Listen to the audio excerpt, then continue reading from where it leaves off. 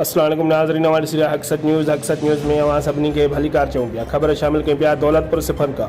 दौलतपुर खां 4 किलोमीटर परे अलीआबाद जे कच्चे वारे इलाइक़े में 28 एकड़ ज़रई ज़मीन जे वारसीअ तां डायरी ऐं महर बिरादरी जे ॿिनि धुरनि में हलंदड़ तकरार जो आशिक़ हुसैन ज़रदारी ऐं मज़हर जमाली जी सरपंचीअ में ज़रदारी हाउस नवाब शाह में निबेरो करायो वियो। फ़ैसिले में अॻूणो एमपीए डॉक्टर बहादुर डायरी ऐं रईस बहादुर खान मरी डायरी धुर, जॾहिं त ॼाम चंगेज़ उनड़ ऐं रईस लतीफ़ कलोई महर बिरादरी जा अमीन हुआ। धुरनि जूं ॻाल्हियूं ॿुधण बैदि महमूद महर ज़मीन जी मालिकी जी दावा साबित करे सघियो, जॾहिं त ग़ुलाम अब्बास डायरीअ वारी धुर ज़मीन जी मालिकी जी दावा साबित कई, जंहिं बैदि फ़ैसिले जी सरपंचनि अमीननि सां मशवरे बैदि तकरारी ज़मीन मालिकी जी दावा साबित कंदड़ ग़ुलाम अब्बास डायरीअ वारी धुर जी मिल्कियत करार ॾेई तकरारी मामले जो निबेरो करे छॾियो। रिपोर्ट कराए फ़कीर हक़ नवाज़, कलंदरी हक़ सच न्यूज़, दौलतपुर सिफर।